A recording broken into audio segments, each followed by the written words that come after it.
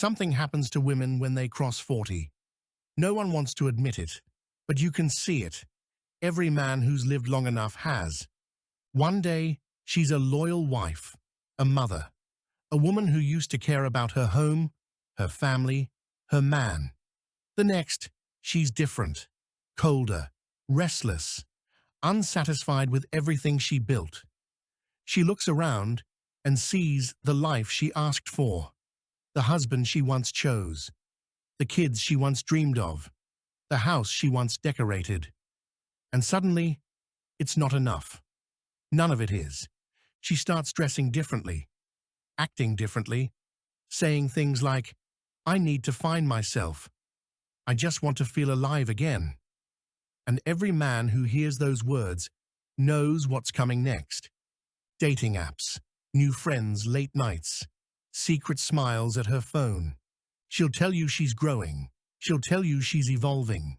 But she's not growing. She's escaping. Escaping the very life she built. She spent 20 years wanting stability. And now she calls it boredom. She begged for a man who wouldn't cheat. And now she calls him dull. She said she wanted peace. And now she's chasing chaos. And the man who stood by her side is left wondering what he did wrong. He worked. He stayed. He provided. He loved her the same, maybe better. But it doesn't matter. Because once she starts craving that outside validation, no amount of loyalty will compete. She'll say, "It's not about another man." But it always is. Maybe not in the beginning, but it always ends there. Because validation is a drug, and the first dose always comes from someone new. It starts with a compliment, something small. "Wow, you don't look 40. You must drive men crazy." It's nothing until it isn't. That little hit of attention awakens something she thought she lost. Power. The kind she hasn't felt in years. The kind her husband can't give her anymore, no matter how hard he tries. Because his attention is now invisible. She's had it for too long. It's no longer a gift. It's background noise. So she starts to look elsewhere, not for love, for reflection, for proof that she's still wanted. And she'll find it, because there's always someone ready to give it. Someone younger, someone hungry, someone who'll tell her everything her husband forgot to say, even if it's all a lie. She'll believe it. She'll tell herself it's destiny, connection, the universe. But it's not the universe. It's biology. It's insecurity wrapped in perfume and lipstick, disguised as freedom. And while she's chasing excitement, she doesn't see what's breaking behind her. The man she built a life with. The children watching her distance grow. The home that turns cold. She'll call it transformation, but it's destruction wearing a new dress. And when it's over, when the thrill fades, when reality catches up, she'll look around and realize she burned everything for a feeling that lasted a season. It always starts with a mirror. One day, she looks at her reflection and sees something she can't forgive. Time. Lines that weren't there before. A softness where there used to be fire. Eyes that no longer pull attention like they once did. For years, she believed that beauty was her currency, and suddenly the market collapsed. Men don't stare anymore. Compliments fade, and she begins to realize the world doesn't look at her the way it used to. And that realization terrifies her. Because for so long, being wanted was how she measured her worth. It wasn't her fault. That's what society taught her. From the first moment she was called beautiful, the lesson was clear. You are valuable when someone desires you. You are loved when someone wants you. And when that stops, you disappear. So when 40 comes and the attention fades, she doesn't just lose youth, she loses identity. That's why she starts to panic. She says she wants freedom, but what she really wants is to feel visible again. And that's when the spiral begins. She'll reinvent herself. New clothes, new hair, new words. She'll say she's finding her purpose, but it's not purpose she's chasing. It's relevance. She doesn't want to grow. She wants to rewind. Back to when men turned their heads. Back to when she could walk into a room and feel the world react. Now, the silence kills her. No one looks. No one notices. The mirror becomes her only audience. So she chases attention like oxygen. Not because she's evil, but because she's suffocating. She'll post pictures that say confidence, but hide desperation. She'll flirt just to see if she still can. She'll convince herself she's just having fun. But it's not fun. It's fear, dressed as liberation. She doesn't hate her husband. She hates the version of herself that she became with him, the one who gave everything and got taken for granted. She thinks she's trapped, when really, she's just lost in her own reflection. Because here's the truth she can't face. Nothing outside of her can fill the emptiness inside of her. Not attention, not new men, not validation. They all fade, just like everything else did. And the man who loves her can't compete with that ghost. He's fighting a fantasy, not a rival, but her memory of who she used to be. That's the cruel part. He's not losing her to another man.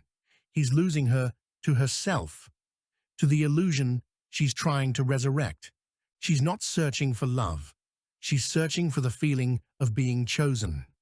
And she doesn't realize that the moment she starts chasing that feeling, she stops being capable of real love. Because love isn't about being chosen. It's about choosing. And she forgot how. Now she chooses herself, but not in the way that heals. She chooses herself like someone trying to outrun the emptiness. And the world applauds her. Magazines call it empowerment. Movies call it freedom. Her friends call it self-discovery. But nobody calls it what it really is. Grief. She's grieving her youth, her beauty, the version of herself that felt untouchable. And grief, when ignored, always turns into destruction. She'll burn everything just to see the light again. Her marriage, her home, her peace. Because deep down, she believes that chaos means she's still alive. And when the fire finally goes out, when there's nothing left to burn, she'll sit in the ashes and realize the only thing she was really fighting was time. You can call it attitude. You can call it awakening. But beneath all the excuses and slogans, it's biology. When a woman crosses 40, her body begins to shift. Hormones change. Desire changes. The chemistry that once made her soft, nurturing, and stable starts to fade. And in its place comes something sharper, restless, impatient, hungry for stimulation. It's not evil, it's evolution. Her body feels the decline of fertility, and somewhere deep inside, a primitive alarm goes off, a message that says, time is running out. That alarm doesn't sound like panic. It sounds like boredom, like dissatisfaction, like, I need more. She starts craving excitement, not because she wants adventure, but because her biology is desperate to feel alive before it fades. So she looks for dopamine, the chemical of thrill. New attention, new faces, new validation. Anything that gives that spark. That's why she can't feel her husband anymore. Not because he changed, but because he's familiar. And familiarity doesn't release dopamine. It releases comfort. And comfort to her new wiring feels like death. So she starts rewriting her life story. She says things like, I've been living for everyone else. I deserve to be happy. But happiness is not what she's chasing. she's chasing stimulation, because comfort can't compete with chaos. Routine can't compete with risk, and peace can't compete with a rush of adrenaline that makes her feel 20 again. Every message from a stranger, every compliment, every little spark of attention, it lights up her brain like fireworks, and it feels like truth, like destiny, like she's finally free. But it's not freedom, it's chemistry, a temporary high that always demands a crash. That's why she becomes unpredictable. One moment she's warm, the next she's distant. She doesn't know what she wants, because the feeling she's chasing isn't love. It's the high that love used to give her. And when that high wears off, she blames the people around her, her husband, her family, her life. She says, they don't make me happy anymore. But it's not them. It's her receptors, numbed by years of repetition, craving something new, something bright, something that burns. So she sets fire to her life and calls it transformation. Society won't tell her this. They'll say she's stepping into her power. They'll hand her a bottle of wine, a phone full of apps, and a list of affirmations. They'll tell her she's brave, that she deserves more, that she's finally living for herself. But they're not freeing her. They're feeding her addiction.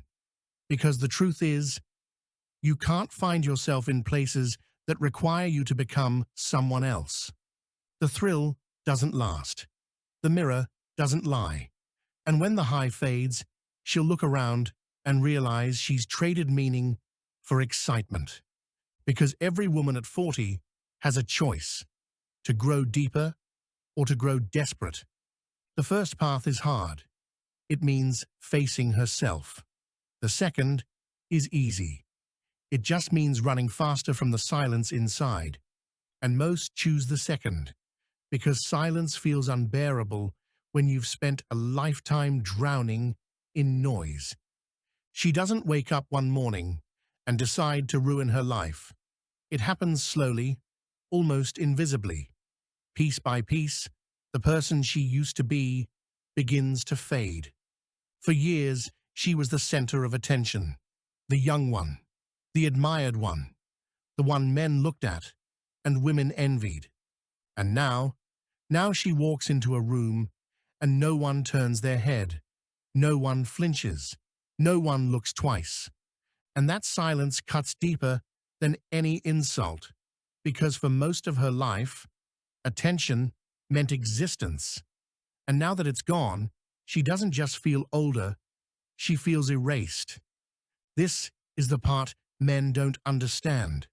When she starts craving attention again, it's not just vanity, it's identity.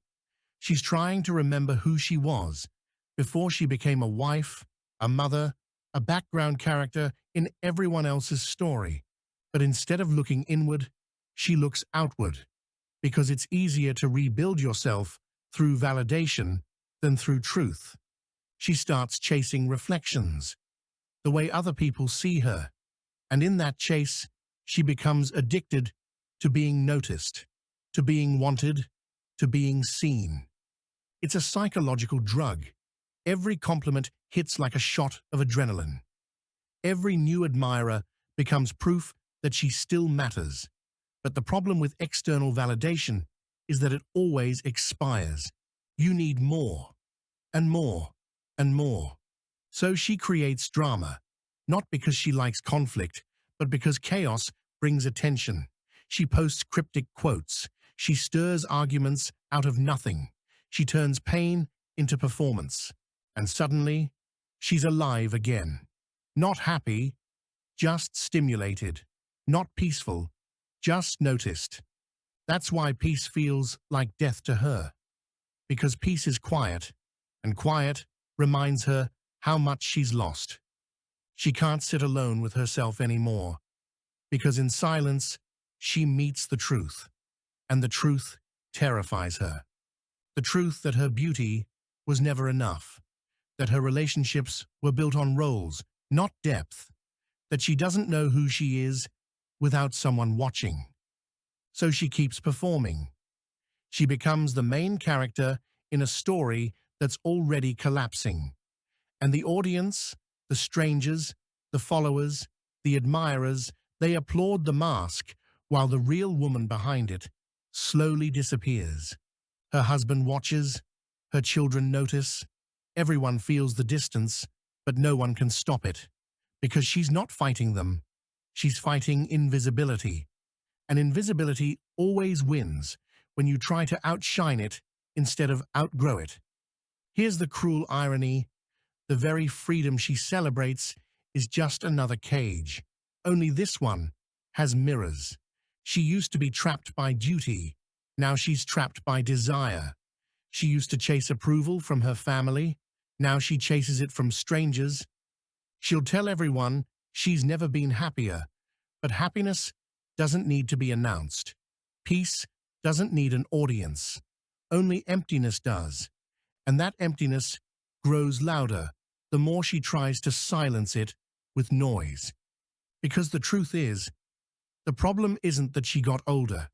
The problem is that she built her worth on things that age destroys. And now, without those things, she's lost. Not because the world stopped loving her, but because she never learned how to love herself when the world stopped looking. Once the craving takes hold, there's no going back. At first it looks harmless: a new outfit, a few compliments, a glow she hasn't felt in years. She tells herself it's innocent, just a phase, just self-care. But soon, self-care turns into self-worship. And self-worship always needs an audience. She starts staying up later. She starts posting more. Subtle at first: a smile, a filter, a quote about freedom. Then bolder, tighter clothes, longer nights, new friends who tell her she deserves better. She feeds on their attention like oxygen.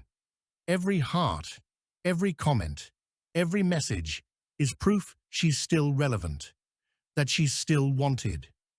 Meanwhile, the man who once gave her everything now feels like background noise. His stability doesn't excite her anymore. His loyalty feels predictable. His presence feels invisible. He doesn't know what changed, so he blames himself. He works harder. He gives more. But the more he gives, the less she feels. Because once a woman becomes addicted to outside validation, familiar love no longer satisfies. It's not about affection. It's about the chase. She starts rewriting history. Suddenly, every moment of her marriage feels like oppression. Every act of care becomes control. Every promise now sounds like a trap. She'll say things like, "I was never truly happy. You never really understood me." And he'll stand there stunned, because none of it is true. But she believes it, not because he failed her, but because she needs to justify what she's about to do. It always starts small: a message, a conversation, a friend, someone who listens differently, not because he cares, but because he's new. She feels the spark again, and suddenly she's 25, carefree, desired, alive. That feeling becomes intoxicating. She mistakes it for destiny. Now every problem in her marriage becomes proof that she's meant for more. She says, "I can't live a lie." But the lie isn't the marriage, it's the fantasy she's running toward. She starts hiding her phone, deleting messages, making excuses. She tells herself she's not doing anything wrong. But secrets are like poison. They spread before you taste them. She doesn't realize that every thrill she's chasing is just another hit of dopamine. It's chemistry, not connection. A reflex, not revelation. And soon, the thrill starts to fade again. She gets used to the attention. She needs more. So the behavior escalates. More lies, more distance, more chaos. Until the man who once trusted her no longer recognizes the woman beside him. He sees the same face, but the soul behind it has changed. He looks into her eyes and sees someone who used to love him, but now only sees what's missing. She's not building a new life. She's tearing down the one that proved she mattered. At first, it feels like liberation. She wakes up with that same nervous thrill she used to feel before a first date. The messages, the compliments, the constant dopamine, it all feels electric. For the first time in years, she feels wanted again, desired, powerful. She confuses that feeling with freedom, but freedom isn't about doing whatever you want. Freedom is about not being controlled by your cravings. And right now, her cravings are running the show. She says she's finally living for herself. But she's not living. She's performing. Performing confidence while drowning in confusion. Performing joy while destroying everything that once gave her meaning. She doesn't see it yet. No one ever does in the beginning. The rush blinds her. The high convinces her she's chosen the right path. She looks at her husband, the man who stood beside her for years, and feels nothing but irritation. Everything he does annoys her now. His habits, his calm, even his silence. Because he reminds her of everything she's running from. Stability, aging, reality. He'll try to talk, to reason, to understand, but there's nothing he can say, because logic doesn't reach someone who's chasing emotion. And soon, she starts saying the lines every man in this situation eventually hears. You've changed. I need to find myself. It's not you, it's me. But that's the point. It is her. It's the part of her that can't handle silence, the part that needs to feel wanted at any cost. So she walks away from the home she built, the man who stayed, the children who don't yet understand why. She calls it courage. She says she's finally being honest. But it's not honesty. It's surrender. Surrender to the noise in her own head that tells her she's missing out. The world claps for her. Friends tell her she's so brave. They tell her she deserves more. They celebrate her rebellion, not realizing it's a funeral. Because what she's really burying is the last piece of herself that still believed in loyalty, in peace, in building something that lasts. Months pass, the excitement fades, the new attention grows cold. The man who once made her feel alive starts to feel familiar, and the pattern begins again. Because the problem was never her husband. The problem was the mirror. No one can love you enough to fill the emptiness you refuse to face. She thought she escaped a cage, but the cage wasn't her marriage. It was her own reflection, her own ego, her own need to be seen. Now she sits alone. Different house, different man, same silence. Only this time, it's worse. Because before, she was loved. Now, she's just tolerated. And when the lights go out, when the phone stops buzzing, when the newness wears off, the truth hits her. It wasn't love she was missing. It was gratitude. It was patience. It was peace. But she traded it all for attention that never planned to stay. And the saddest part? She'll never admit it. She'll call it destiny. She'll call it a lesson. She'll rewrite the story to sound noble, because facing the truth would mean admitting she destroyed herself while convincing the world she was saving her soul. She blames her husband. She blames her life. She blames routine, boredom, comfort. But what she's really fighting is time. Every woman meets this war eventually. The day comes when she realizes she's not the center of attention anymore. She's not the fantasy. She's not the girl in the story. She's the woman in the background. And that realization does something brutal to the mind. It's not about wrinkles or age, it's about power. Because for decades, her power came from attraction, from how the world reacted to her, from being noticed. Now, the world has moved on, and she's left staring at herself, wondering who she is, without all that noise. That's why she breaks everything, because she thinks freedom will bring her back. But freedom without purpose is just chaos, and chaos never heals. It only distracts. She's not trying to start a new life. She's trying to rewind the old one, to feel what she felt when every man in the room turned his head, when her beauty made her powerful, when desire made her relevant. But no matter what she does, that time is gone, and no amount of validation will bring it back.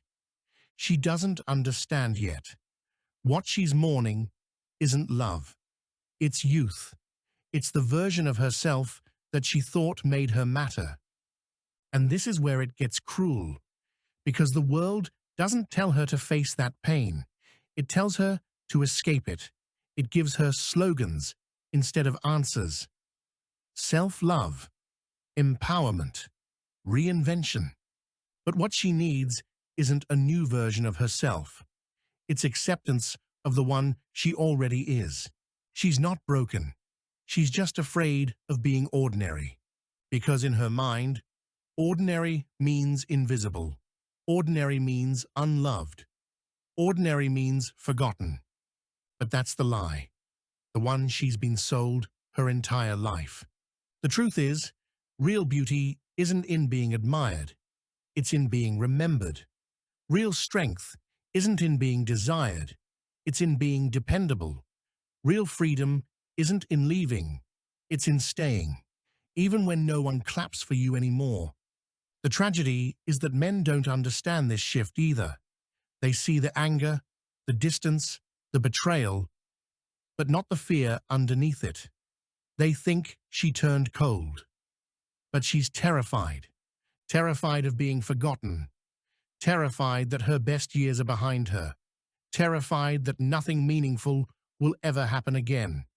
And fear, when it hides behind pride, always looks like arrogance. That's why she acts like she doesn't care. That's why she says, "I deserve more." That's why she burns her home and calls it rebirth. Because pretending to be in control feels better than admitting she's lost. But you can't rebuild a life on top of denial. You can't build peace on top of running away. Sooner or later, she'll realize it wasn't the marriage that was suffocating her. It was the reflection she refused to face. She spent years chasing external love because she never learned internal worth. She mistook attention for affection and affection for purpose. So when the attention stopped, so did her sense of self. That's the root of it all. Not evil, not malice, just emptiness, wearing different clothes. Here's the painful truth. The problem isn't that women change after 40. The problem is that no one ever prepared them to. No one told them what would happen when beauty stopped being currency.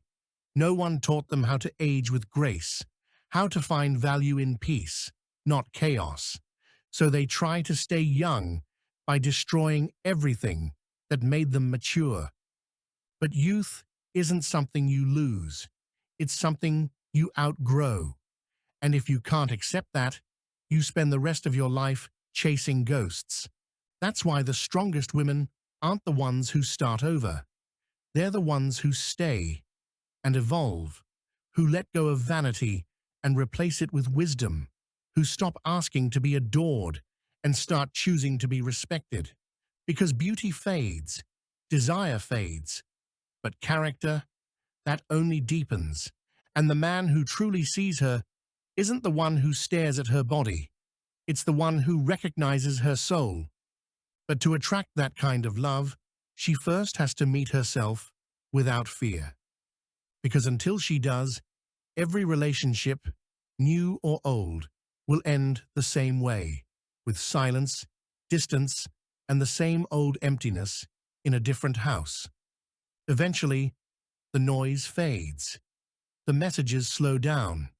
The men who once made her feel alive find new faces to praise. And what's left is silence. Not peaceful silence, the heavy kind, the kind that echoes every choice you made when you thought you were winning. She scrolls through old photos, the ones from her new beginning. The smiles look forced now, the eyes tired, the glow gone. She tells herself she has no regrets, that everything happens for a reason. But late at night, when no one's watching, she feels it, the hollow space where her old life used to be. She misses things she swore she'd never want again. The warmth of routine, the safety of someone who stayed, the way love used to feel before she started demanding it to feel like excitement. That's the part no one warns her about, the loneliness that comes after you've chased everything the world told you to want. She got the freedom, she got the thrill, she got the new life. But the one thing she didn't get was peace. Because peace doesn't live where chaos feels like home. It can't. They call it empowerment. But empowerment that destroys stability is just pride wearing makeup. They call it healing. But healing without humility is just denial with better lighting. The truth is simpler. She didn't need a new life. She needed a new perspective. But wisdom doesn't sell. Drama does, and she bought every word of it. The world told her, "You deserve more." And she believed it, without asking what more really meant. More what? More noise, more chaos, more emptiness wrapped in compliments, because love doesn't disappear at 40. It disappears when gratitude does. And that's what she forgot. That happiness was never about the world noticing her. It was about her noticing the world, the small things, the quiet things, the man who never left, the family that still needed her presence, not her perfection. Now, she's learning the hard way. That attention fades faster than devotion. That lust ages quicker than loyalty. That there's no thrill that can replace the peace of being truly known. And if she's lucky, if she's honest, she'll stop running. She'll sit in that silence she once feared so much and face herself. She'll realize that growing older was never the problem. Running from it was. Because time doesn't take beauty away. It replaces it. It trades the glow of youth for the light of depth. But only if you let it. The women who accept that don't fall apart at 40. They transform. They stop chasing attention and start commanding respect. They stop fearing mirrors and start reflecting wisdom. They become rare. And that's the kind of beauty time can't touch. But for the others, the ones still chasing, still escaping, still trying to feel 20 again, the ending is always the same. Another house, another man, another mirror, showing the same emptiness. You can dye your hair, change your name, rewrite the story, but you can't outrun your reflection, because wherever you go, you bring your silence with you, and no new beginning will ever feel like peace until you make peace with endings. In the end, it's not about men, it's not about age, it's not even about love, it's about truth. The truth that beauty without grace turns to vanity, that freedom without responsibility turns to ruin, and that desire without gratitude turns to addiction. You can have it all, the attention, the excitement, the admiration, and still lose everything that ever truly mattered. Because the one thing time never forgives is arrogance. And the one thing it always rewards is peace. So when the lights go out and the noise dies and there's no one left to perform for, she'll finally understand. The love she spent her life searching for was never in other people's eyes. It was in her own reflection, waiting for her to stop running and finally come home.